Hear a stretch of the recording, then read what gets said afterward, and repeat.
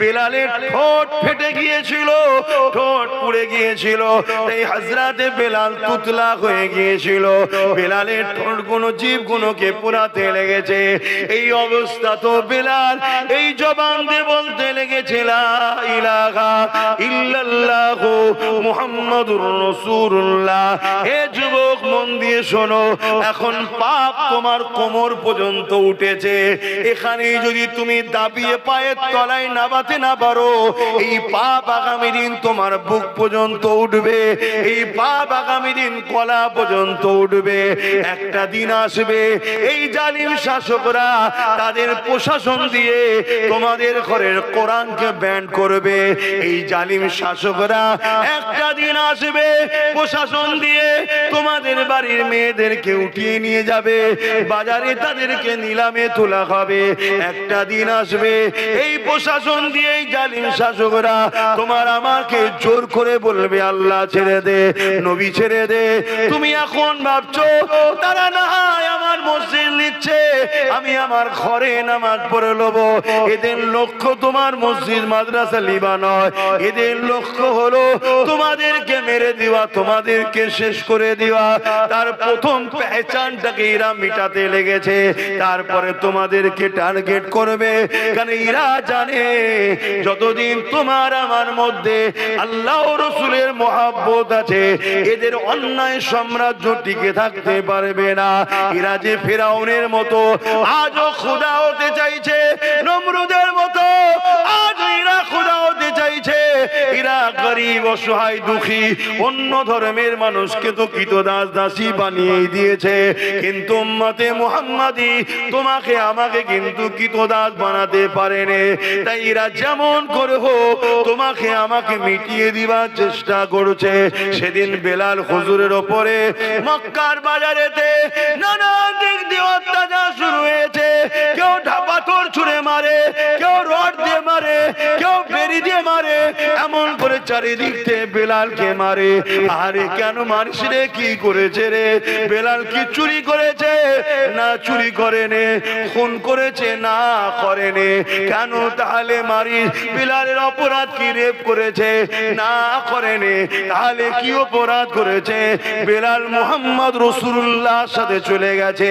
হে মুহাম্মদ রাসূলুল্লাহ নাম, ইনসানিয়াতের নাম, মানবতার নাম, প্রেমের নাম, অধিকারের নাম, সর্বধর্মের মানুষের পক্ষে লড়াই করা ব্যক্তির নাম হলো মুহাম্মদ রাসূলুল্লাহ। সেই মুহাম্মদ রাসূলের দিকে চলে গেছে, এই জন্য বেলালকে মারা হতে লেগেছে। এ যুবকেরা, আজকে দিনও রেপিস্টকে গলায় ফুলের মালা দেওয়া হয়, আর সায়েন্টিস্টদের ঘরে জেলে ভরা হয়। আজকে দিনের খুনিদের ঘরে নেতা বানানো হয়, আর শিক্ষকদের ঘরে মেরে জেলে ভরা হয়। আজকে দিনও এই যুবকেরা, তরুণেরা দেশদ্রোহীদের ঘরে ফুলের মালা দেওয়া হয়, আর দেশ প্রেমিকদের ঘরে আতঙ্কবাদী বলে জেলে ভরা হয়। হাওয়া কিন্তু বুঝতে হবে, হাওয়া যদি না বুঝতে পারো তাহলে কঠিন বিপদ যখন এসে যাবে তখন আর কিছু করা থাকবে না। তাই তোমাকে আমি উম্মতে মুহাম্মাদী হিসাবে তোমাদেরকে বুঝিয়ে দিয়ে যাই, পরিবর্তন হও, দিন থেকে শিক্ষা লাও, রাসূল থেকে শিক্ষা লাও, ইসলাম থেকে শিক্ষা লাও, যুগে যুগের ইতিহাস থেকে শিক্ষা লাও।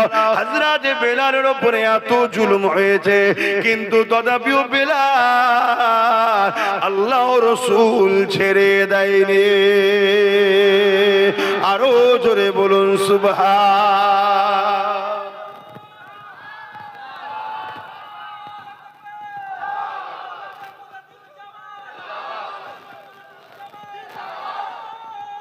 আল্লাহ, আমার ভাইয়েরা, আমার আলোচনায় অসুবিধা হচ্ছে আপনাদের? শুধু মনে হয় না এত সব রয়েছে, কেউ কিছু বলছে না। এই ছেলেটা যেখানেই আসে শুধু এসব কথা বলে, এসব কথা বলে, এসব কথা বলে। দেখেন, অনেকে বলতে চায় কিন্তু তারা বিভিন্ন কারণে হয়তো বলতে পারে না। কথা বুঝে আসছে? কিন্তু আমার আলোচনার বিরোধী কি কেউ করে? হাতে গোনা কিছু লোক ছাড়া বিরোধী করে না। যারা বিরোধী করে খেয়াল করে দেখুন, তারা আজকে জালিম শাসকদের সঙ্গে মুখে মুখ দিয়ে কথা বলে। তাই তারা বিরোধী করার পিছনে কারণ হলো শাসকের থেকে তুলা পায়, টাকা পায়, ভাতা পায়, মাল পায়। এজন্য তারা বলে না হয় যে কথাগুলো আমি আপনাদের শেখাচ্ছি, বুঝাচ্ছি, জানাচ্ছি, এটা অতি হাকিকাত, অতি বাস্তব কথা বলছি। প্রথমে একটা ফুসকুড়ি হয়, আপনি ভাবলেন ফুসকুড়ি তো একটু চুলকে দিলেন কি, তারপরে সেটা দেখবেন একটু বড় আকার লায়, একটু লাল টাইপের হয়, একটু ভেতরে কি সাদা মতো জমছে, আপনি সেটাকে টিপে বার করে দিলেন, আবার একটু বড় আকার লায়, তারপরে বলছে ডাক্তার বলছে এটা ফোড়া মনে হচ্ছে, হতে পারে, ঠিক আছে গরম পানিতে বরিক করো, আবার গরম পানিতে বরিক করছেন, নানা রকম জিনিস বেরোচ্ছে, কিন্তু আস্তে আস্তে ওর বাড় কিন্তু কমছে না, এলাকা বড় নিচ্ছে। লাস্টে যখন ডাক্তারের কাছে যান তখন ডাক্তার বলে এ তো জন্ডিস, ক্যান্সার হয়ে গেছে। শুনছেন কি বলছি? তা চুলকোতে খুব ভালো লাগে, কিন্তু ওই চুলকোনায় একদিন ক্যান্সারে পৌঁছে দেয়। ফুসকুড়ি থেকেই ট্রিটমেন্ট করতে হবে। গাছ যখন বিষাক্ত গজাচ্ছে কি গোড়া সমেত তুলে ফেলে দাও, না ওই গাছের ফল তোমার আমার ছেলে খেয়ে একদিন মরবে। কিছু বুঝতে পারছো?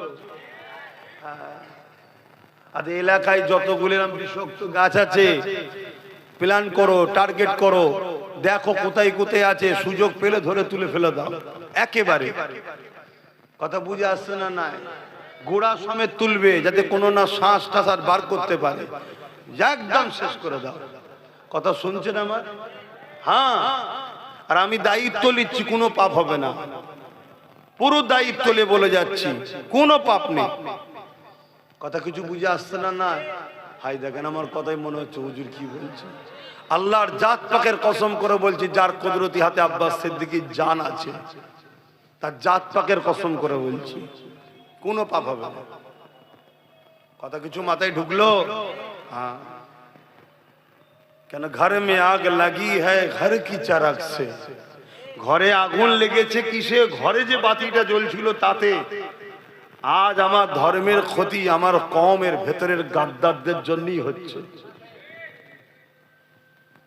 কথা কিছু বুঝছেন না? বুঝেন কি গো, বুঝেন তো নাকি? এ কথা বলতে গেলে আবার মেজো হুজুরের একটা কথা মনে পড়ে যায়, এটা বলি নাকি? না আবার অসুবিধা আছে? কি গো মুরব্বী, কি বলছো, অসুবিধা আছে?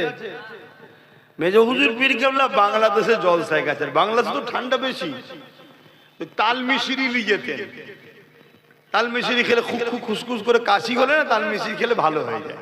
এখন আর সেগুলো আছে কি জানি না, আগে সব অরিজিনাল পাওয়া যেত, এখন সব ভেজাল। নেতা ভেজাল তো আর মাল ভেজাল হবে না, এর কি মানে আছে? নেতা ভেজাল হওয়ার জন্যই তো মাল ভেজাল হয়ে যাচ্ছে, সব তো ওখান থেকেই চলছে। তো ওই সময়ে ওই তালমিশরি শুধু চুরি হয়ে যাচ্ছে। মেজো হুজুর বলছে বাবা আমি সফরে এসেছি, এক দেশে পাওয়াও যায় না, কোথা ঠান্ডা ঠান্ডা লেগে যাবে, কারা খাচ্ছিস রে বাবা? সবাই বলে হুজুর আমি জানি না, হুজুর আমি জানি না। মেজো হুজুর বললেন যে চোর ধরে দেবে তাকে একটা গোটা ফাইল দেবো। ব্যাস, সবাই চোখ বন্ধ করে আছে, ঘুমোই নেই, ধরতে পারলেই গোটা ফাইল পাবো। এ নাই ঝেড়ে ঝুড়ে একটু একটু করে খাচ্ছি, গোটা ফাইল হয়ে যাবে। একদিন যাই আর চুরি হয়নি, দুদিন যাই চুরি হয়নি, 3 দিন যাই চুরি হয়নি, চতুর্থ দিনে একজন লোভ সামলাতে পারে না, ভাবছে সব ঘুমোচ্ছে, সুরসুর করে যেই খেতে গেছে আর ধরে ফেলেছে তো, বলছে হুজুর চোর ধরে ফেলেছি, কে এদিকে নিয়ে আসো। এসেছে, কি গো বাবা তুমি তো বলতে পারো যে হুজুর একটু খাবো, তা বললাম নুকে নুকে খাই। বলছে হুজুর আমি সত্যি বলছি, হুজুর আমি কোনোদিন খাইনি, ভাবছিলাম সবাই ঘুমোচ্ছে আজকে একটু খেয়ে নি, আমি বুঝে উঠতে পারিনি হুজুর আমি সাদামাটা লোক, একদম কি লোক, সাদামাটা লোক, বুঝে উঠতে পারিনি। হুজুর জিজ্ঞেস করছে ছেলে পুলে কটা? বলছে 5টা। বলছে সাদামাটা লোক তো 5টা ছেলে হলো কি করে? বুঝার ব্যাপার আছে। তাহলে এই জন্য আমি জিজ্ঞেস করছি, বুঝতে পারছেন নাকি? সব বোঝে, আর এই জায়গাটা যদি না বোঝো তাহলেই তো দুঃখ নাকি? হ্যাঁ, সব বোঝে, সব জায়গায় বুঝতে জানে, লাভ লুসকান সব বোঝে। আর দিনের বেলায় বলছো, ইসলামের বেলায় বুঝতে পারছো নি? তাহলে তো সমস্যা হবে নাকি? হ্যাঁ, আমার আওয়াজ বুঝতে পারছেন? হ্যাঁ, বুঝে। আল্লাহ পরীক্ষা নেবে, কঠিন কঠিন পরীক্ষা আসবে। যেমন আজ উম্মতদের জন্য ভয়ানক পরীক্ষা। একদিকে বিজেপি সরকার হুমকি দিচ্ছে মুসলমানদের তাড়িয়ে দেবো, এনআরসি করবো, এটা করবো, ওটা করবো, মোল্লাদেরকে মেরে দাও, কেটে দাও, হ্যান করো, ত্যান করো। অপর দিকে আবার যাকে ভালোবেসে আমরা দল করেছিলাম সেও আবার বিজেপির আইনকে মেনে নিয়েছে। করেছে না করেন? তাহলে কোন কঠিন পরীক্ষা এসে গেলাম বলো? একদিকে না হয় ওর জ্বালায় এর সাথে ছিলাম, কি ওর জ্বালাতেই ছিলেন তো নাকি, আবার ইও ওর সাথে হাত মিলিয়ে দিয়েছি। দেখুন কত কঠিন পরীক্ষা। পরীক্ষা না পরীক্ষা না? হ্যাঁ। আবার কালকে দেখবেন অনেকে বুঝাবে, এই ওরম করতে যাসনি, বিজেপি চলে আসবে, এলে দাঁড়িয়ে রাখতে পারবি নি, টুপি পরতে পারবি নি, তাড়িয়ে দেবে। এটাও একটা পরীক্ষা। কত কঠিন কঠিন পরীক্ষায় আমরা পড়ে যাচ্ছি দেখছেন। এসব পরীক্ষা আল্লাহ। এবারে ওই বান্দা কামিয়াবি হবে যে বান্দার মাথায় এটা যাবে, আমরা বিজেপিকেও ভয় করি না, এর উপরও আশা করি না, আমরা ভয় করি আল্লাহকে, সাহায্য চাই আল্লাহর কাছে। জোরে বলুন সুবহানাল্লাহ। ওই বান্দা দুনিয়াতেও কামিয়াবি হয়ে যাবে, আখিরাতেও কামিয়াবি হয়ে যাবে। জোরে বলুন সুবহানাল্লাহ। কথা বুঝে আসছে তো নাকি? কিন্তু সেই ঈমান আমরা রাখতে পারবো? আমরা তো ধৈর্যরা হয়ে যাবে। এমন ভাবে আমাদের ব্রেনকে ওয়াশ করা হবে, কোথা থেকে? দেখা যাবে মসজিদ থেকে ব্রেন ওয়াশ হচ্ছে। এমন ভাবে ওয়াশ হবে কোথা থেকে? বড় বড় সব দরবার থেকে ওয়াশ হবে। আপনি ভাববেন কি করা যায়, কি করা যায়। হায় হায় হায়। এজন্যই তো আল্লাহ নবী বলেছেন আখিরি জামানা আমার উম্মত উম্মতিদেরকে যেন 1400 হিজরি দেখতে না হয়। কেন? আমার উম্মত উম্মতিরে আখিরি জামানায় এত ফিতনা হবে, এত ফাসাদ হবে, হাতের তালুতে আগুন রাখা থেকেও ঈমান বাঁচানো বড় কষ্ট হবে। হাতের তালুতে আগুন রাখতে পারবেন? এর থেকেও কষ্ট ঈমান বাঁচানো। তাহলে কি হবে? এ নওজোয়ান তরুণেরা, একদিকে যদি আমরা কেন্দ্র সরকারের দিকে যাই তাও আমাদের ঈমান চলে যাবে। কেননা সে জালিম আমার মসজিদ মাদ্রাসার বিরুদ্ধে ওয়াকফ কালা কানুন তৈরি করেছে, অর্থাৎ সে ইসলামের বিরুদ্ধে, মসজিদ মাদ্রাসার বিরুদ্ধে। তার দিকে কোনো মুসলমান যদি যায় সেখানেও ঈমান চলে যাবে। অপর দিকে আজ আমরা কোন দিকে যাব? এই রাজ্য সরকার সেও কেন্দ্র সরকারের আইনকে মেনে নিয়েছে না লাইনে। আল্লাহ নবী জানিয়ে দিলেন মুসলিম শরীফের হাদিস, অন্যায় দেখলে হাত দিয়ে রাখো, যদি হাত দিয়ে রুখতে না পারো মুখ দিয়ে প্রতিবাদ করো, যদি মুখ দিয়ে প্রতিবাদ করতে না পারো অন্তর থেকে ঘৃণা করে দূরে সরে যাও। অন্তর থেকে ঘৃণা করে যারা দূরে সরে যাবে তাদের মধ্যে ঈমান আছে, কিন্তু ঈমানটা হলো বড় দুর্বল। বুঝতে পারছেন? তাহলে অন্যায় দেখলে মুসলমান ইমানদারের জন্য তিনটে নমুনা যেন পাওয়া যায়। তিনটের মধ্যে কোনটা যদি নমুনা না থাকে ওই মুসলিম নরনারীর ঈমান নাই। আর যার ঈমান নাই সে কবর থেকে শুরু করে প্রতিটা মঞ্জিলে আযাব আযাব আযাব আযাব, সর্বশেষে সারা জীবনের জন্য জাহান্নাম। আর ঈমান যদি থাকে, পৃথিবী পরিমাণ যদি গুনাহ করে ফেলে, আযাব খেটে খেটে খেটে খেটে একদিন না একদিন জান্নাত যাবে। তাহলে ঈমানের প্রয়োজন আছে না নাই? কিন্তু রাসূল বলছেন অন্যায় দেখলে হাত দিয়ে রুখে দাও। যদি হাত দিয়ে রোকার ক্ষমতা তোমার না থাকে মুখ দিয়ে প্রতিবাদ করো। মুখ দিয়ে যদি প্রতিবাদ করার ক্ষমতা না থাকে তাহলে অন্তর থেকে ঘৃণা করে দূরে সরে যাও। তাও যদি না করে তুমি অন্যায়ের সঙ্গে সাথ দাও, রাসূলুল্লাহর হাদিস অনুযায়ী তোমার ঈমান নাই। শুনছেন তো নাকি? অসুবিধা হচ্ছে?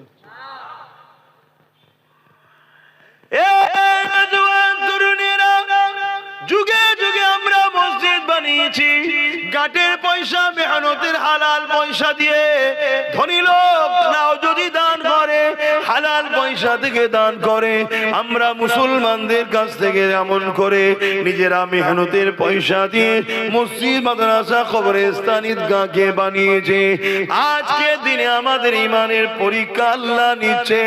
এই মসজিদ মাদ্রাসাকে মিটাবার জন্য কেন্দ্র সরকার চক্রান্ত করছে, হ্যাঁ কি না? এটা ইমানের পরীক্ষা। বান্দা তোরা কি করিস দেখবো। আমি আল্লাহ আমার দিনের জন্য যথেষ্ট। এ যুবকেরা, এ আমার নবী পাকের প্রেমিকেরা, যুগে যুগে আল্লাহ পরীক্ষা নিয়েছে। এমন করে যে যখন ইসলামের বিরোধী করেছিল, শরাবকে আবার জায়েজ করে দিয়েছিল, নিকায়ে মোতাকে আবার জায়েজ করে দিয়েছিল, কন্ট্রাকচুয়াল বিবাহ 1 মাসের জন্য, 1 বছরের জন্য, যেটা আমার রাসূলুল্লাহ হারাম করে দিয়েছিলে, এটাকে নতুন করে এজিদ আবার এটাকে প্রতিষ্ঠিত করে দিয়েছিল। ইমামে হোসাইন পাক বললেন, এজিদ রাজনীতির নামে ইসলামের বিরোধী করছে, তার সঙ্গে আমি হোসাইন কখনো আপোষে যেতে পারি না। তার বিরোধী করতে শুরু করে দিলে, যখনই বিরোধী শুরু করলো, এজিদ ইমামে হোসাইন পাককে বলতে লাগলো, এ হোসাইন, মক্কা মদিনা তুমি নিয়ে নাও, বাকি সব জায়গা আমার থাকবে, তুমি আমার বিরোধী করো না। ইমামে হোসাইন পাক বলেছিলে, তামাম কায়নাত হলো আমার নানা জানে, তুমি আমাকে মক্কা মদিনার কি দেখাচ্ছ? আমি হোসাইন আমার নানা দিনের দুশমনের সঙ্গে আপোষ করতে পারি না। এই লড়াই এমন জায়গায় দাঁড়িয়ে গেল, ইমামে হোসাইন পাককে জালিমরা শহীদ পর্যন্ত করে দিল। আমার ইমামে হোসাইন পাক শহীদ পছন্দ করলো, কিন্তু নানা দুশমনের সঙ্গে সাপোর্ট করলো না। এ উম্মতে মুহাম্মাদি, সেদিনও দুটো দল ছিল, একটা হলো এজিদ বাহিনী, যারা হলো শয়তানের দিকে, আর একটা হলো হোসাইনের দিকে, যারা হলো রহমানের দিকে। এজিদ ছিল জালিম শাসক। আজ তোমাদেরকে জিজ্ঞাসা করি, আমরা হোসাইনের দিকে না এজিদের দিকে? আওয়াজ দিয়ে বলো। হোসাইনের দিকে যদি হও, আজকেও শয়তানের পক্ষে জালিম শাসক যারা রয়েছে, এরা হলো আজকের এজিদ। এদের সঙ্গে সাথ দিয়ে হোসাইনি দাবি করলে হয় না, এদের বিরুদ্ধে লড়াই করে জীবন দিয়ে প্রমাণ করতে হবে আমরা হোসাইনি মৃত্যুকে ভয় করি না।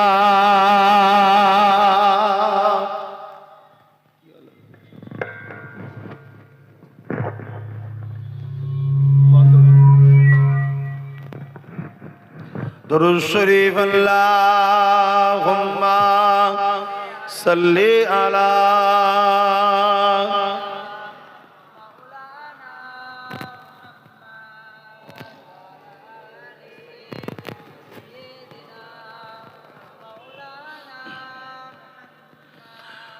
बारे बारे भाबी एका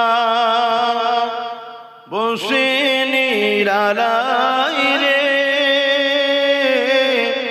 পাখি গুলি উড়ে যেতাম সোনার মদিনায় রে, সোনার মদিনায় রে। বুলবুলিরা কোথা যাও, উড়ে যাও কোথায় রে, আমার সালাম পৌঁছে দিও নবীজি রওজায় রে, নবীজি রওজায় রে। বারে বারে ভাবি একা বসে নিরালাই রে, পাখি হলে উড়ে যেতাম সোনার মদিনায় রে, সোনার মদিনায় রে। রহম করো গো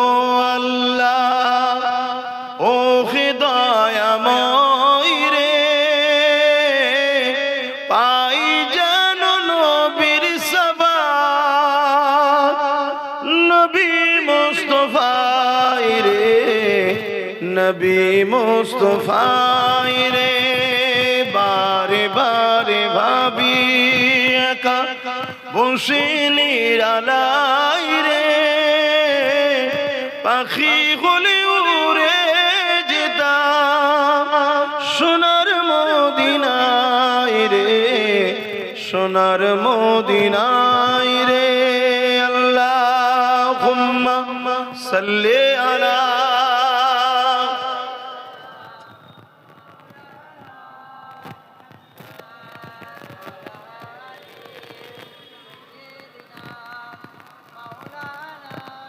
আমার আব্বা ভাইরা মায়েরা বোনেরা কি অসুবিধা হচ্ছে নাকি বাপ ভাইদের আমাদেরকে আল্লাহ পরীক্ষা নেবে না আমাদের সামনে সবথেকে বড় ভয়ঙ্কর পরীক্ষা হলো ইসলামের দুশমন যারা ওয়াকাফকে মিটাচ্ছে তাদের হাত থেকে ওয়াকাফকে বাঁচানো এটা পরীক্ষা না পরীক্ষা না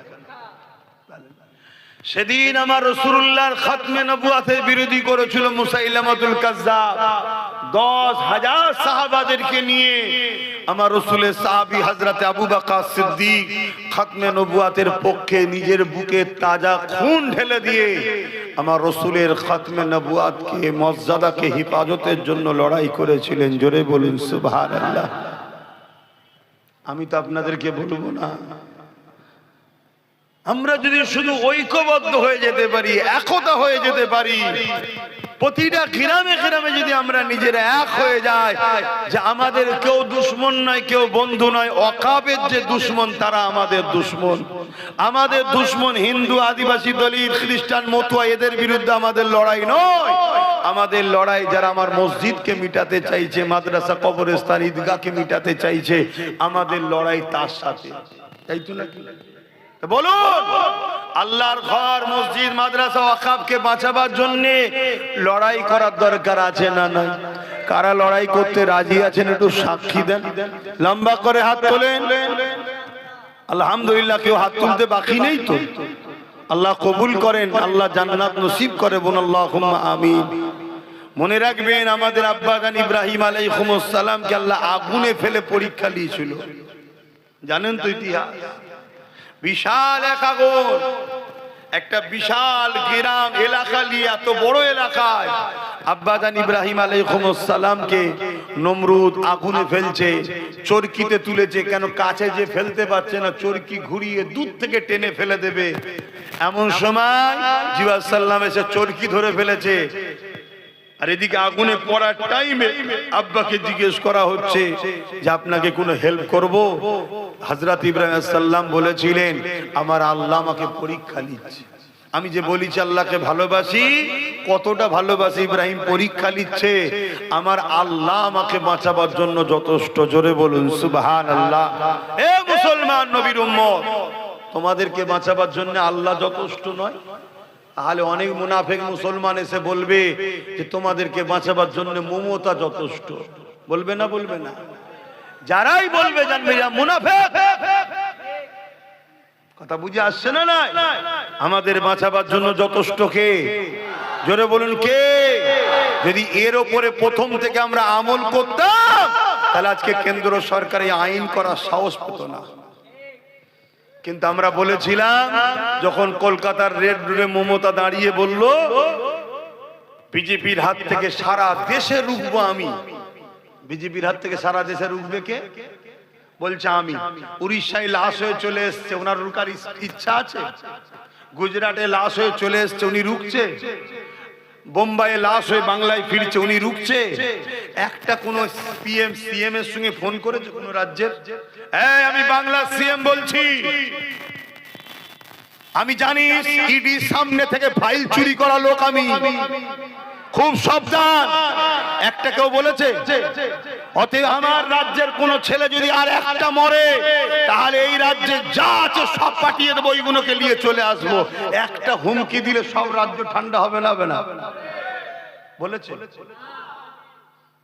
তাহলে এই যে বলছিল যে বিজেপির হাত থেকে পুরো দেশে বাঁচাবো বললে হতো যে বাংলায় বাঁচাবো ঝোঁকের মাথায় পুরো দেশ বলে দিয়েছে আর আমরাও হাঁ করা ভাবছি তাই হবে কথাই কষ্ট হয়ে গেল নাকি খুব কুড়ি বলবো ভালো ধারে বোঝেন। তাহলে আজকে যদি আমরা তার উপরে ভরসা না করতাম, তাহলে আজকে কেন্দ্র সরকার কিন্তু আইনটা করতে পারতো না। কেন? ভেতরে ভেতরে এর এমপিরা সব ভেতরে ভেতরে ভোট দিয়ে দিয়েছে, সামনে নাটক করছে, লড়াই করছি, ভেতরে ভেতরে ভোট দিচ্ছে সব। আমি তো চ্যালেঞ্জ করছি, ভোট বার করুন। সব ভেতরে ভেতরে ভোট দিয়ে দিয়েছে। কথা মাথায় ঢুকছে? এসব খবর তো আপনারা রাখেন না। 12টা ভোট বেশি পড়েছে, 12টা এলো কোথা থেকে? এই 12টা ভোট এলো কোথা থেকে? তো মন দিয়ে শোনে। তাহলে আজকে সেই জায়গায় চক্রান্ত করে এই সবগুলো করা হচ্ছে। আজকে যদি আমরা আল্লাহর উপরে ভরসা করি, আমার আল্লাহ আমাদের জন্য যথেষ্ট নয়? আব্বা জান ইব্রাহিম আলাইহিস সালামকে যখন নমরুদ আগুনে ফেলে দিল, আল্লাহ পাক জানিয়ে দিলেন আগুন আমার ইব্রাহিমের জন্য আরামদায়ক ফুলের বাগান হয়ে যায়।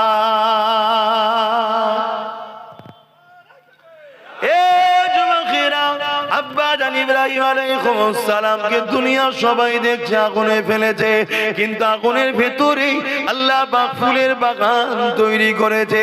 যে আল্লাহ ইব্রাহিম নবীর জন্য আগুনের ভেতরে ফুলের বাগান বানাতে পারে, সেই আল্লাহর উপরে ভরসা রেখে আমরা যদি এক মুঠো হতে পারি, তাহলে আমাদের সামনে যত বাধা এসুক না কেন, সব বাধাকে ভেঙে ইনশাআল্লাহ আমরা আমাদের মসজিদ, আমাদের ঈদগাহ, আমাদের কবরস্থান, আমাদের ওয়াকফকে ইনশাআল্লাহ আমরা বাঁচাতে পারবো।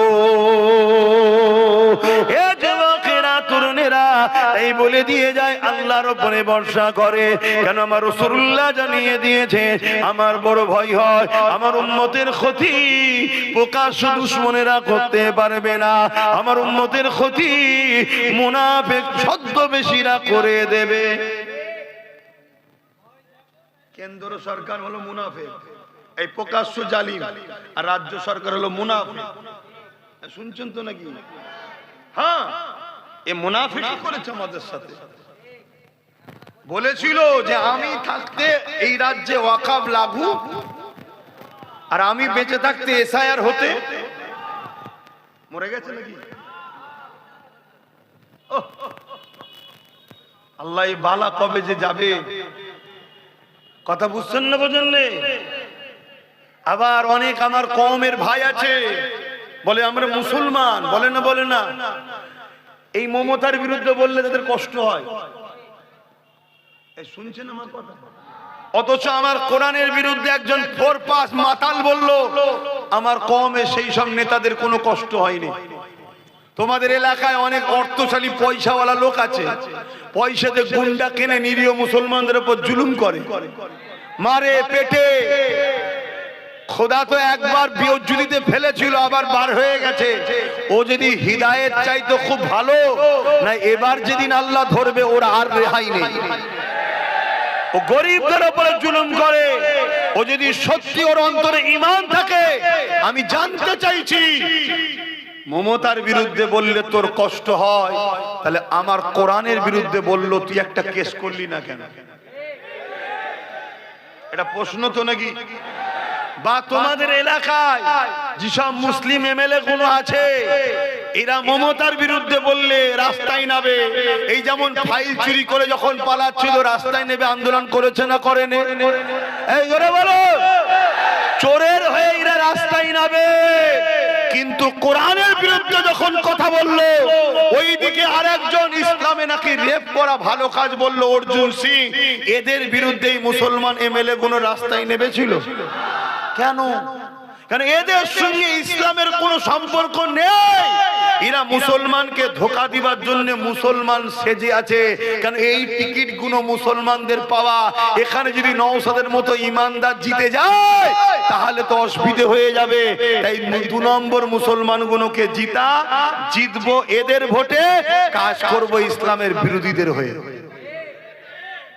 এটা তো পরিকল্পনা। বোঝো আমার কথা কি কষ্ট লাগছে? আমার তো সিধা কথা। আমি ধর্ম প্রচারক, আমি ইসলামের প্রচারক। আমার প্রশ্ন, তুই মুসলমান? হ্যাঁ মুসলমান।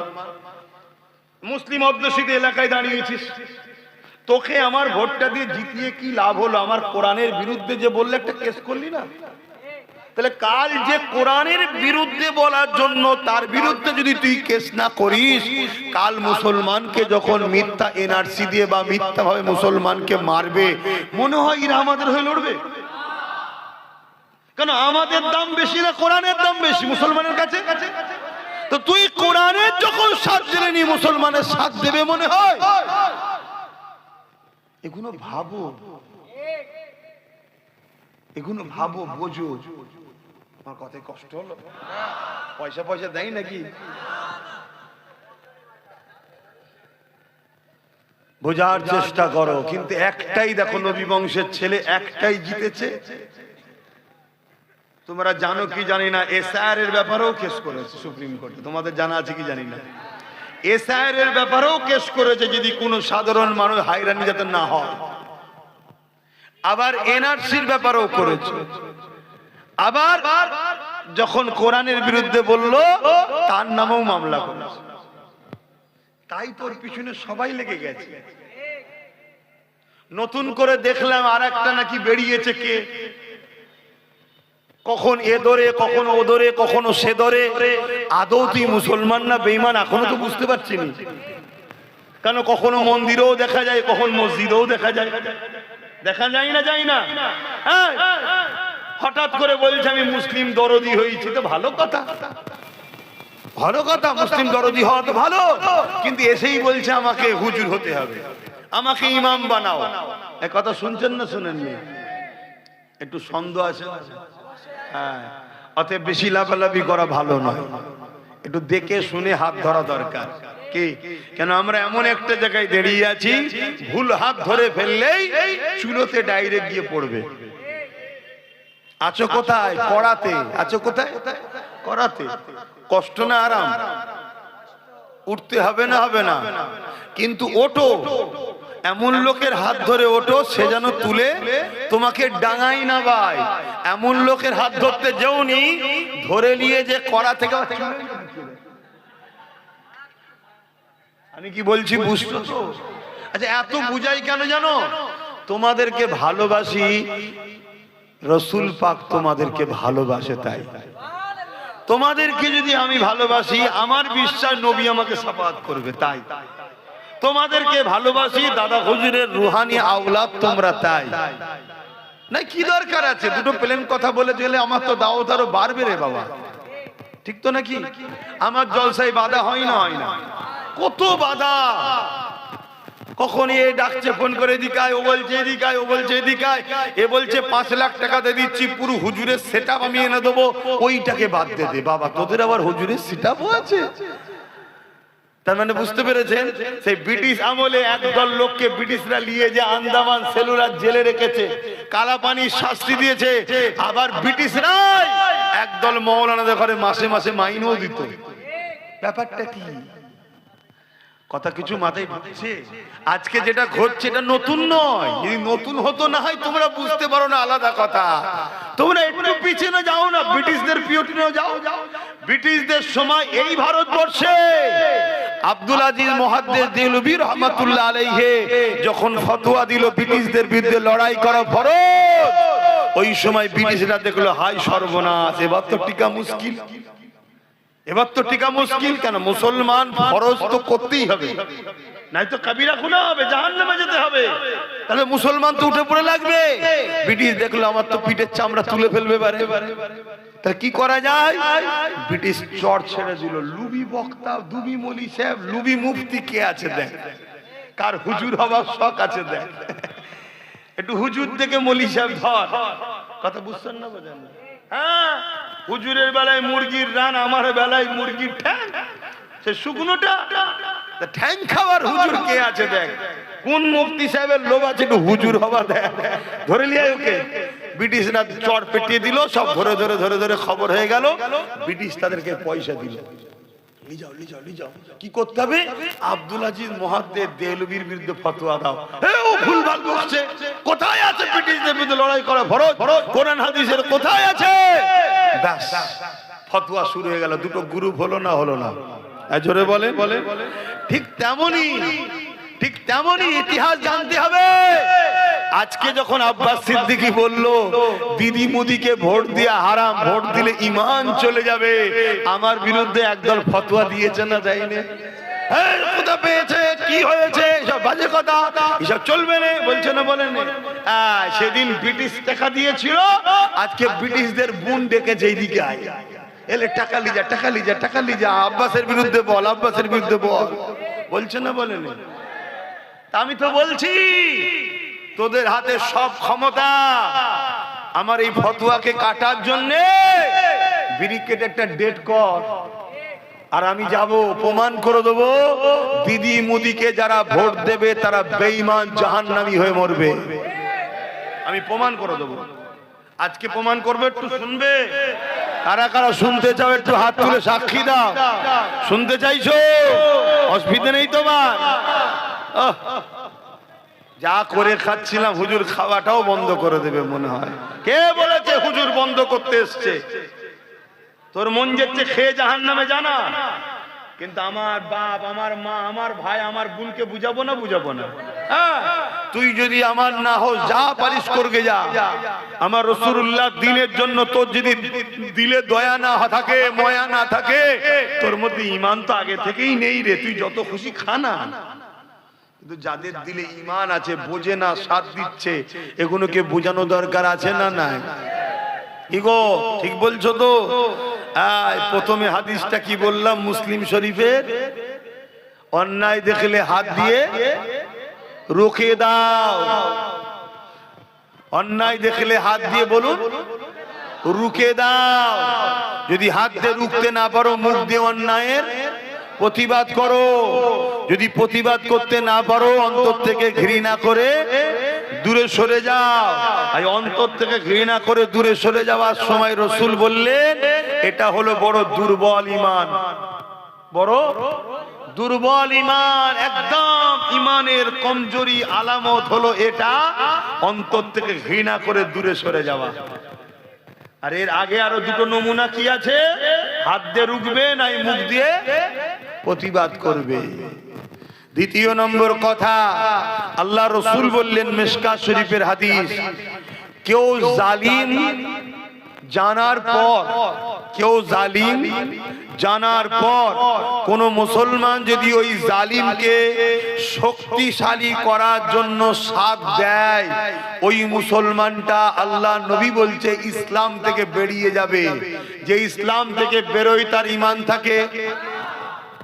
দুটো হাদিস সামনে রাখলাম, এবারে বলি, অসুবিধা হচ্ছে? বলুন, কেন্দ্র সরকার 2025 ওয়াকফ কালা কানুন যেটা করেছে, এটা সংবিধানের পক্ষে না বিরুদ্ধে? এক নম্বর, এটা আমার ইসলামের পক্ষে না বিরুদ্ধে? এটা জুলুম না জুলুম নয়? এটা অন্যায় না অন্যায় নয়? রাসূল বললেন অন্যায় দেখলে হাত দিয়ে। তাহলে কেন্দ্র সরকারের এই কালা কানুন, সংবিধান বিরোধী কানুন, ইসলাম বিরোধী কানুন, মসজিদ মাদ্রাসা কবরস্থান ঈদগাহকে মিটিয়ে দিবার চক্রান্তের কানুনকে রাসূলুল্লাহর হাদিস অনুযায়ী ঈমানের বৈশিষ্ট্যের মধ্যে প্রথম বৈশিষ্ট্য হলো হাত দিয়ে রুখতে হবে। যদি হাত দিয়ে রুখতে নাও পারি, কেন্দ্র সরকারের কালা কানুনের বিরুদ্ধে মুখ দিয়ে প্রতিবাদ করতে হবে। তোমার এই আইন মানছি না, তোমার এই কালা কানুন মিটিয়ে যাক মানছি না, এইভাবে প্রতিবাদ করতে গিয়ে যদি জেল হয় জেলে যেতে হবে, মার হয় মার খেতে হবে, যা হয় হবে। ঈমানকে বাঁচাবার স্বার্থে তোমাকে প্রতিবাদ করতে হবে। যদি প্রতিবাদ করার ক্ষমতাও তোমার না থাকে, কমসে কম কেন্দ্র সরকারের কালা কানুনের বিরুদ্ধে ঘৃণা করে দূরে সরে যেতে হবে। আর এই দূরে সরে যাওয়াটাও যারা করবে তাদের ঈমানটা কমসে কম আছে, কিন্তু বড় দুর্বল।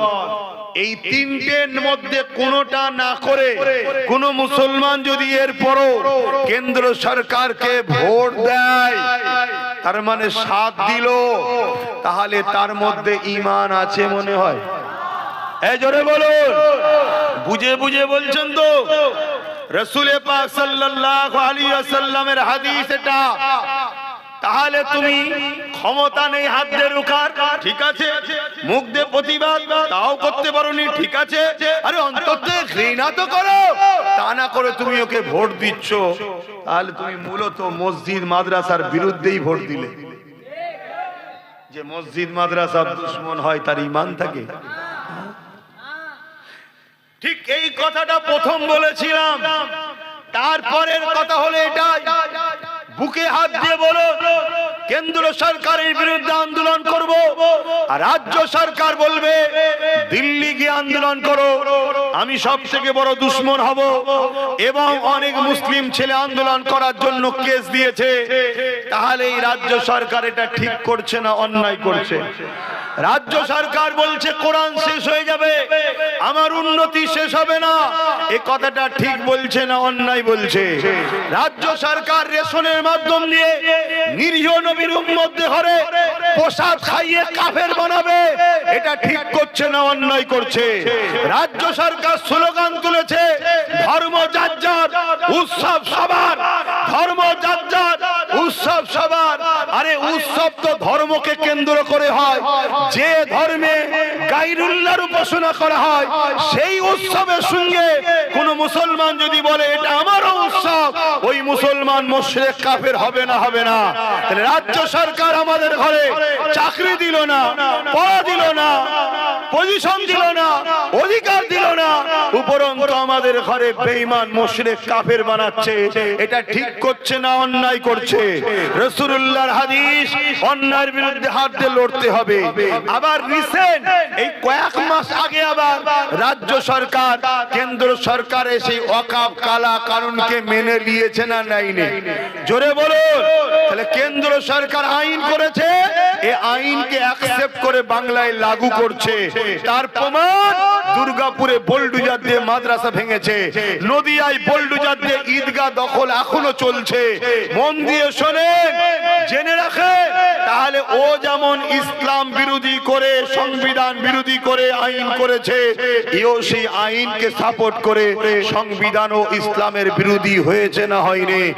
রাসূলুল্লাহর হাদিস অনুযায়ী অন্যায়ের বিরুদ্ধে হাত দিয়ে লড়ো, ওর বিরুদ্ধেও লড়তে হবে, এর বিরুদ্ধেও লড়া দরকার আছে না নাই? কম যেমন রাসূলুল্লাহর হাদিস হাত দিয়ে যদি লড়তে না পারো, মুখ দিয়ে প্রতিবাদ করতে হবে, ওর বিরুদ্ধেও করতে হবে, এর বিরুদ্ধেও করা দরকার আছে না নাই? ঠিক তেমনই অন্তর থেকে ঘৃণা যদি প্রতিবাদ করতে নাও পারো, তাহলে ওর বিরুদ্ধেও যেমন অন্তর থেকে ঘৃণা, এর বিরুদ্ধে অন্তর থেকে ঘৃণার দরকার আছে না নাই? যেমন ওকে ভোট দিলে ঈমান থাকবে না, একেও ভোট দিলে ঈমান। জোরে বলো, আরো আওয়াজ দিয়ে বলো। রাসূলুল্লাহর হাদিসের বিরুদ্ধে কেউ যাবে? কারা কারা যেতে ইচ্ছে আছে হুজুরের হাদিসের বিরুদ্ধে? যাও না, তোমার এলাকায় বেরোবে, দেখবে ভোটের সময় সব দেখা যাবে, দেখে নিয়ে বুঝে নেবে এ মুসলমান ঘরে জন্ম নিয়েছে, মুসলমান ঘরের ছেলে, কিন্তু এ দুনিয়াদারদের জন্য বেঈমান হয়ে গেছে। এই সব মুসলমান জান্নাতে যাবে? তাসলিমা নার্সির নাম শুনেছেন না শোনেননি? মুসলমান ঘরে জন্ম হয়েছে না হয়নি? ওর ঈমান আছে? সালমান রুশদি মুসলমান ঘরে জন্ম হয়েছে না হয়নি? ঈমান আছে? এরকম কত রয়েছে রে বাপ। সেই পরীক্ষা শুরু হয়েছে আল্লাহর পক্ষ থেকে। এখন আমার শেষ কথা, নবীর দ্বিতীয় হাদিস, যে জালিম জানার পর কোন মুসলমান যদি তাকে সাথ দেয় ক্ষমতায় শক্তিশালী করার জন্যে, সেই মুসলমান ইসলাম থেকে বেরিয়ে যাবে। যে বেরিয়ে তার ঈমান থাকে। এবারে বলুন, কেন্দ্র সরকার মসজিদ মাদ্রাসা ওয়াকফকে মিটাতে চাইছে, এটা জুলুম না জুলুম নয়? রাজ্য সরকার এটা করছে, জুলুম না জুলুম নয়? তাহলে এই দুই সরকারকে কেউ যদি ভোট দেয় শক্তিশালী করার জন্যই তো ভোট দেয়, সেই মুসলমানের কি ঈমান থাকবে, ইসলামে থাকবে? রাসূলুল্লাহর হাদিসটা তো শোনানো দরকার। আমার এই কথা শুনে 10টা বাপ, 10টা মা, 10টা ভাই হলো ঈমান হারা থেকে বাঁচতে পারে তো নাকি? আমার কথাই কারা একমত? দিদি মুদিকে ভোট দেবেন না? একটু হাত তুলে সাক্ষী দেন। হাত লম্বা করে তোলেন, লম্বা করে হাত তুলে রাখবে। এবার একটু দেখুন কেউ হাত তুলতে বাকি আছে কি, পাশাপাশি দেখুন কেউ হাত তুলতে বাকি আছে কি, দেখুন। কেউ যদি হাত না তোলে তার সঙ্গে আমাদের কোনো ঝগড়া নেই, তার সঙ্গে ঝগড়া আমরা করব না। হাত নামান, তার সঙ্গে আমরা ঝগড়া করব না। কি করব? শুধু জেনে নেব এ ওয়াকাফের দুশমন, দিদি মুদির লোক, আমাদের লোক নয়। ঠিক তো নাকি? এবারে বলুন, দিদি মুদি আলাদা না এক? জোরে বলেন। পিসাবটা নাপাক না পাক, আর মদটা নাপাক না পাক? মদ কাপড়ে লেগেছে, পিসাব কাপড়ে লেগেছে বলে মদ দিয়ে ধুলে পাক হবে? তা মুদিকে রুকার জন্য এই নাপাক দিয়ে রুকবেন? আমার কথা ভুল হচ্ছে নাকি? এবার যদি বলেন তাহলে কি করব? একটাই লাঠি সবার ঘুম হারাম করেছে না করেনি? ওয়াকাফকে বাঁচাবার স্বপ্ন আছে না নাই? বাঁচাবার রাস্তা দুটো। অসুবিধা হচ্ছে? একটু বলবো, বাঁচাবার রাস্তা দুটো। যদি আপনাদের কোনো রাস্তা থাকে বলবেন, আমি শুনবো। আর একটা আপনাদেরকে আইন জানিয়ে দিই, আমার দেশ হলো যুক্তরাষ্ট্রীয় কাঠামো। কথা বুঝে আসছে? ল্যান্ড যে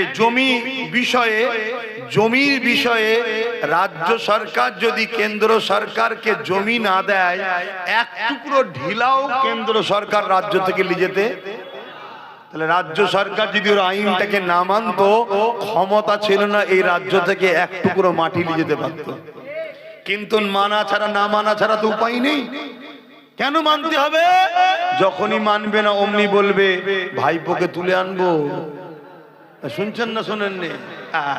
তাহলে ও ভাইপোর জন্য আমার মসজিদ কুরবানি করে দিচ্ছে, মাদ্রাসা কুরবানি করে দিচ্ছে, আর আমরা হাঁ করে বসে বসে দেখবো?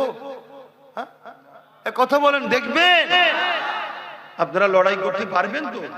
আপনাদের কিচ্ছু করতে হবে না। যে যার গ্রামে 10-12টা যেগুলো আছে, আমি দোয়া করছি প্রথম আল্লাহ ওদের হিদায়েত করুক। যদি হিদায়েত না হয়, বাস ওই কটাকে শুধু সাইজ করে দিলেই তো হয়ে যাবে। কোনো অসুবিধা নেই। এটা মসজিদ মাদ্রাসা বাঁচাবার লড়াই রে বাবা। তুই যদি মসজিদের দুশ্মন হস, তোর বিরুদ্ধে লড়াই করবো না? করবো না? তুই যদি আমার মাদ্রাসার বিরুদ্ধে, নারাজ, তোর বিরুদ্ধে লড়াই করবো না? করবো না? এই তো আস্তে আস্তে দেখছিলাম লুঙ্গি পরে, মনে হয় 60 বছর বয়স হবে, এক চাচা বক্তব্য দিচ্ছে দিদির পক্ষে। তো ওর উপরে দয়া করলে হবে? কথা বলেন। আমার বাপও যদি ইসলামের বিরুদ্ধে দাঁড়ায়, তার বিরুদ্ধে লড়াই করতে হবে। এর নাম ইসলাম। এ কথা বুঝে আসছে না? আর এটাই তো আল্লাহর পরীক্ষা। যদি পরীক্ষায় পাস করতে পারো, লড়াই যদি করতে পারো, আল্লাহ সাহায্য পাবে, হাতে তোমাদের হবে, বিজয় তোমাদের হবে।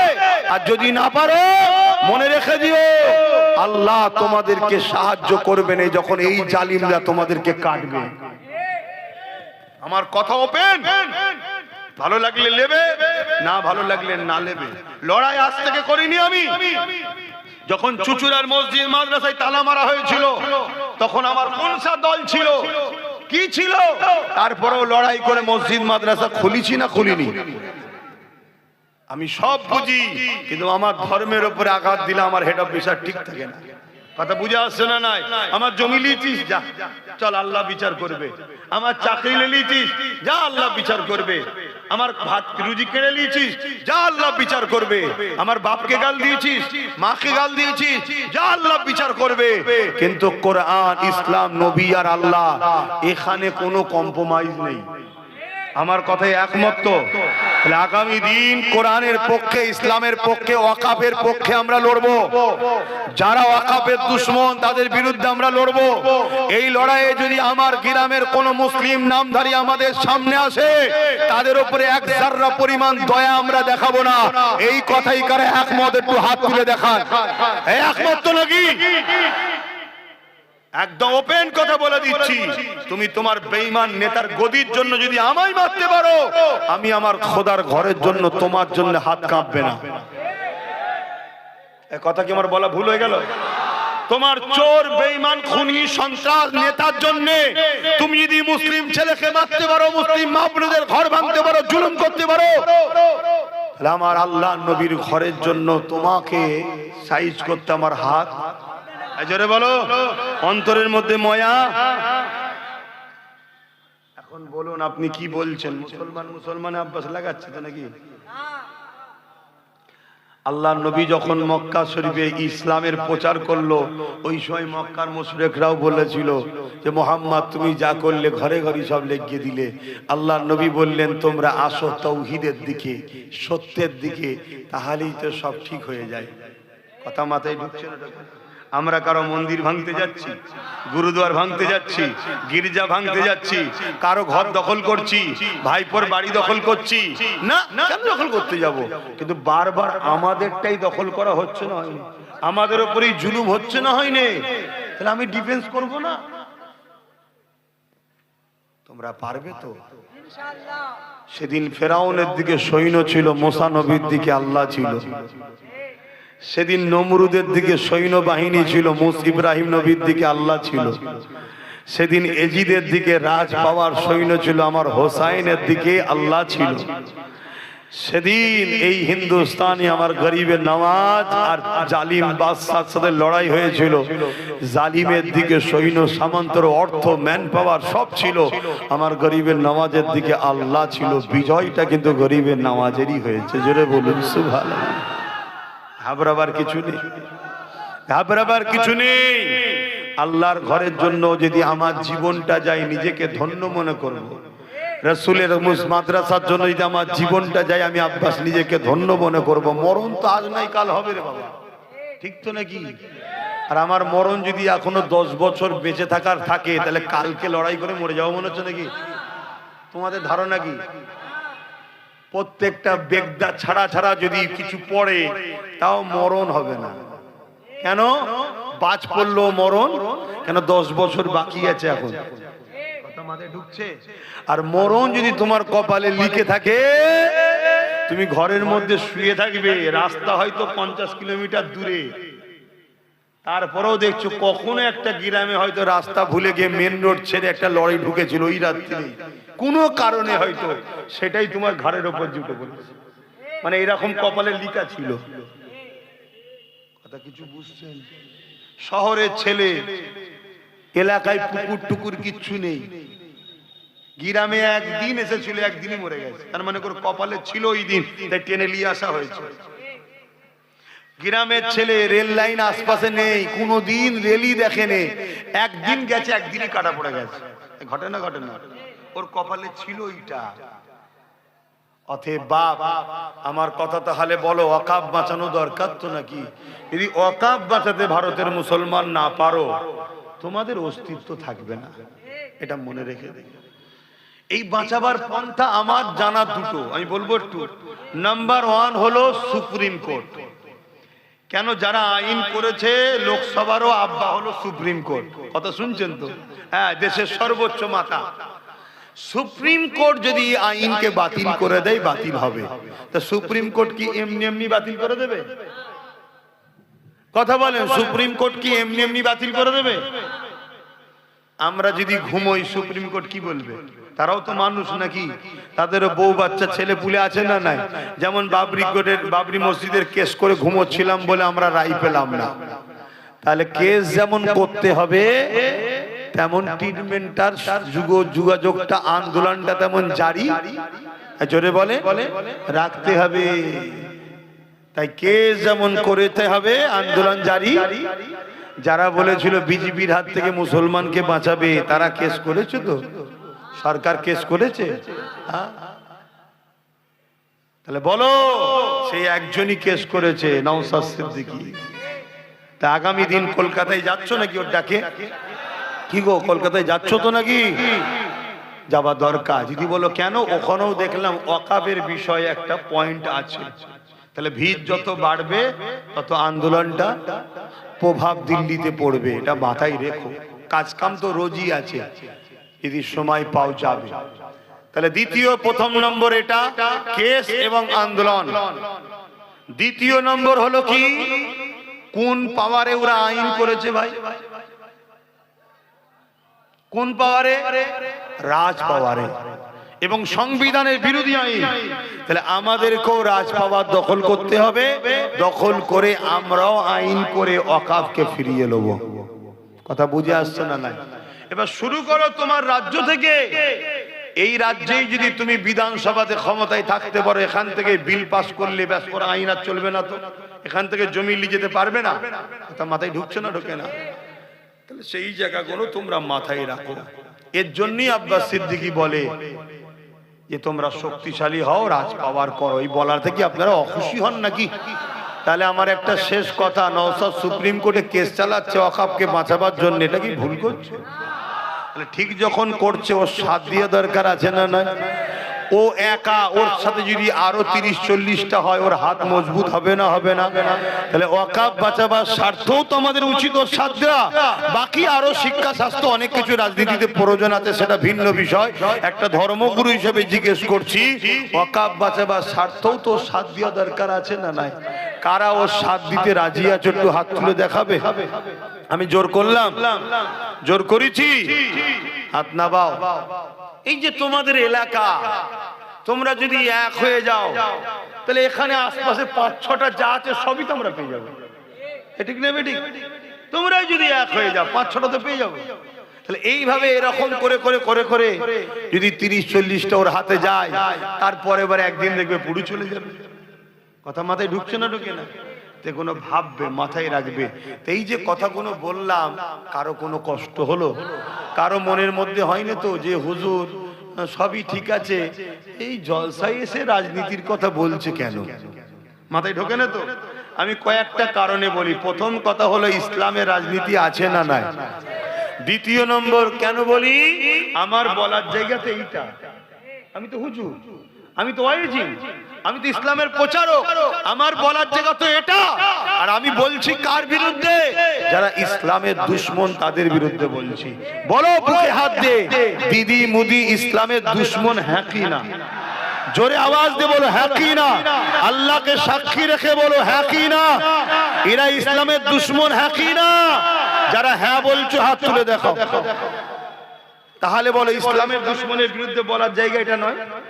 এখান থেকে ফেরাউনের বিরুদ্ধে বলা হয় না? হয় না? এখানে নমরুদের বিরুদ্ধে বলা হয় না? হয় না? এজিদের বিরুদ্ধে বলা হয় না? হয় না? চিঙ্গিস খানের বিরুদ্ধে বলা হয় না? হয় না? আবু জেল, উতবা, সাইবা, উমাইয়াদের বিরুদ্ধে বলা হয় না? হয় না? তারা কে ছিল? তৎকালীন সময় জালিম শাসক ছিল। তাহলে এখান থেকে যদি তৎকালীন সময়ে জালিম শাসকের বিরুদ্ধে বলা হয়, কেন? তারা ইসলামের দুশমন ছিল, মানবতার দুশমন ছিল, মনুষ্যত্বের দুশমন ছিল। তাহলে আজকের দিনেও যদি কেউ ইসলামের দুশমন, মানবতার দুশমন, মনুষ্যত্বের দুশমন থাকে, তার বিরুদ্ধে এখান থেকে বলা যাবে না? যাবে না? কোনটা? তাই বলছি। অনেকে ফেরাউনের বিরুদ্ধে বলে, নমরুদের বিরুদ্ধে বলে, সাদ্দাতের বিরুদ্ধে বলে। আরে মাওলানা মুফতি সাহেব, ফেরাউনের বিরুদ্ধে বলছিস কেন? না, ফেরাউন ইসলামের দুশমন ছিল, জালিম শাসক ছিল। নমরুদের বিরুদ্ধে বলছিস কেন রে? না, নমরুদ জালিম শাসক ছিল, কওমকে জানানো দরকার। ও তাই নাকি? আবু জেলের বিরুদ্ধে বলছিস কেন? আবু জেল ইসলামের দুশমন ছিল, জালিম শাসক ছিল। এজিদের বিরুদ্ধে বলছিস কেন? এজিদ ইসলামের দুশমন ছিল, জালিম শাসক ছিল, তাই তাদের বিরুদ্ধে বলছি। শুনছেন? শুনছেন? আজকে সেই মাওলানাকে জিজ্ঞেস করো, মরা এজিদ, মরা ফেরাউন, মরা আবু জেলের বিরুদ্ধে বলছিস, জেন্ত গুণের বিরুদ্ধে কে বলবে? এক কথা বুঝছেন না? বুঝলেন? আজকে দিদি মুদি এরা কি ইসলামের বিরুদ্ধে নয়? তাহলে এরা আজকের আবু জেল, উতবা, সাইবার সাথে পার্থক্য কিছু আছে? তাহলে এদের বিরুদ্ধে কে বলবে?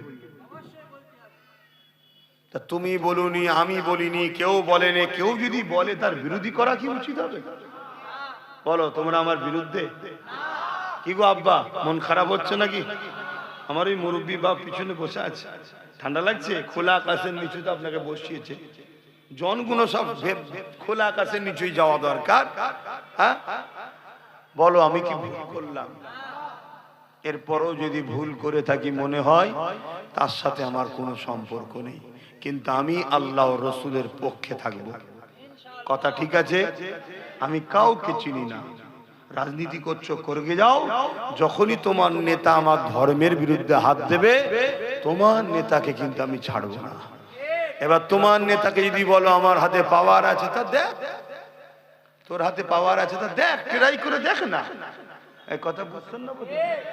চুলকোনা মেরে দেবে আমার আল্লাহ, চিন্তা করুনি। কত চুলকোনা মেরে দিয়েছে। মুসা নবীর পিছনে পাওয়ার দেখে ছুটছিল, মেরে ফেলবো, মেরে ফেলবো, মেরে ফেলবো।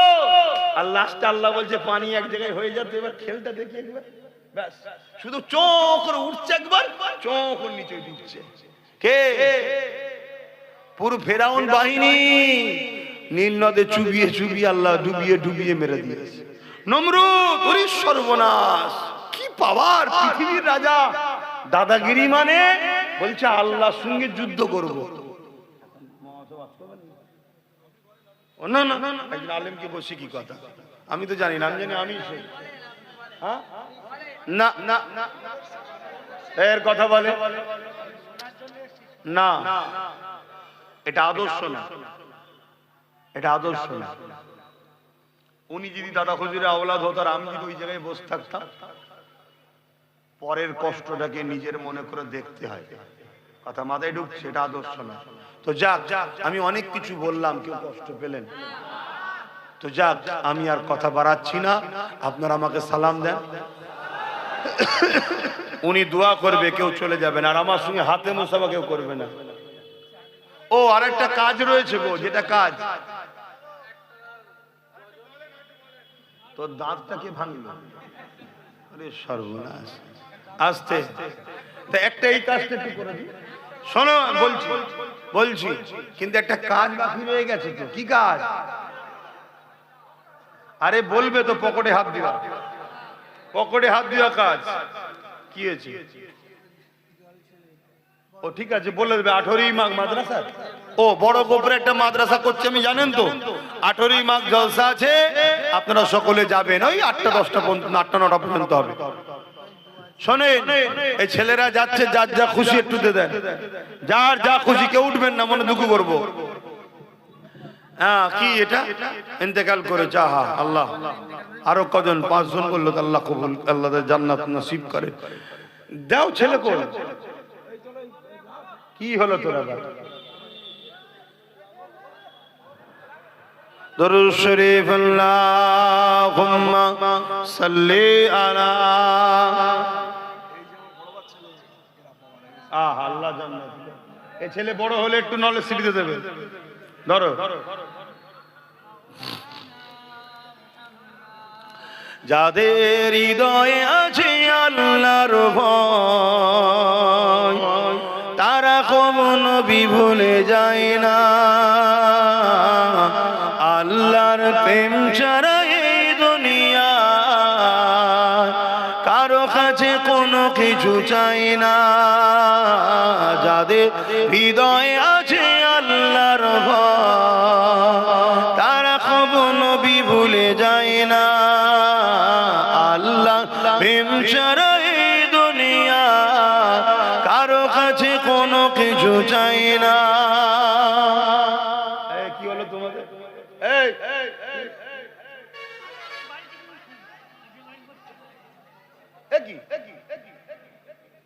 আমি তো বললাম কেউ উঠবে না, কষ্ট পাবো, আমি উঠলে কেন? কিরম ভালোবাস, বসো। ওনাকে তাহলে নিয়ে লেখেন দাওয়াত করে। আর তোমাদের এই জন্য আলেমে আমাদের, আমার সঙ্গে কেউ জলসা করতে চাইছে না। না না, ওনার সঙ্গে জলসা করবো না, ওনার আগে হলে হবে না। এমনি কি সমস্যা? আমি তো রাত্রি জলসা করি না, হয় দিনে, আর না হয় মানুষের চাপে পড়ে সকালে সংসারের কাজ থাকে, নলে স্ত্রীর কাজ থাকে, বাধ্য সন্ধ্যেবেলা একটা করি। এই জন্য আমার পরে নামাজ রাখি। কমিটির উচিত ছিল নামাজ পড়িয়ে দেওয়া, নামাজ পড়লে আবার নতুন করে শুরু করা। এটা মানুষকে অপমান করা হয় না। যদি আমার সামনে উঠে চলে যেত, আমার মনে দুঃখ লাগতো না? যখন আমি প্রথম যত শুরু করেছি, আমার অনেক চাচাদের পরে উঠেছিলাম, এক জায়গায় তো গিয়ে দিকে একটা খোঁড়া বসে আছে, বাকি সব পালিয়ে গেছে। এমন কি খবর তোমার? বলছে আমাকে যে নিয়ে যাবে সে হুজুরের সঙ্গে দেখা করতে গেছে। আমি ওই পালা, এটা কি অন্যায় নয় বলো? এগুলো কমিটিকে বুঝতে হয়। একটা নামাজ করে নিল, করে নিয়ে আবার নতুন করে শুরু হলো। ওয়াজ খুব সুন্দরই সবাই করে, কেউ খারাপ করে না, কিন্তু একটা মানুষ একটা মুড নিয়ে বসে, আর মুডটা যখন নষ্ট হয়ে যায় না, তার মেন্টালিটিটা চাপ পড়ে যায়। কথা বুঝে আসছে? আর যখন শুরু করবে, 5টা লোক এসে বসলো, 10টা লোক এসে বসলো, ওই ব্যক্তিটাই এত সুন্দর ওয়াজ করবে, আগামী দিন তার ওয়াজ শোনার জন্য লোক আগে থেকে এসে বসে থাকবে। এখনো করুনি, এখনো ভুল। এগুলো আমি বলেছিলাম, কিন্তু তোমরা তো কথা শোনোনি। কি বলবা?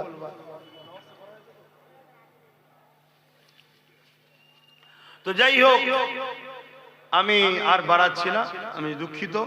আপনারা আমাকে সালাম দেন। ওয়ালাইকুম আসসালাম ওয়া রাহমাতুল্লাহি ওয়া বারাকাতুহু। কেউ কষ্ট পেলে, এরপরও যদি কষ্ট পান, আমার থেকে দূরে থাকবেন, কিন্তু আমি ইসলামের পক্ষে লড়ব। শুনছেন? আমি আমার কওমের মানুষদের জন্য লড়ব, পাশাপাশি হিন্দু, দলিত, আজমি, সাঁওতাল, বাগদি, যে কোনো অসহায় গরিব আমার দিনের যদি দুশ্মন না হয়, সেই আমার ভাই বোন। সে অন্য ধর্মের, সে জবাব আল্লাহর কাছে দেবে, কিন্তু আমার ভাই বোন তারা বাপ আদমের সন্তান, মা হাওয়ার সন্তান। আসসালামু আলাইকুম। কেউ মুসাফার হাত বাড়াবেন না, বসে বসে দরুদ পড়েন। আল্লাহুম্মা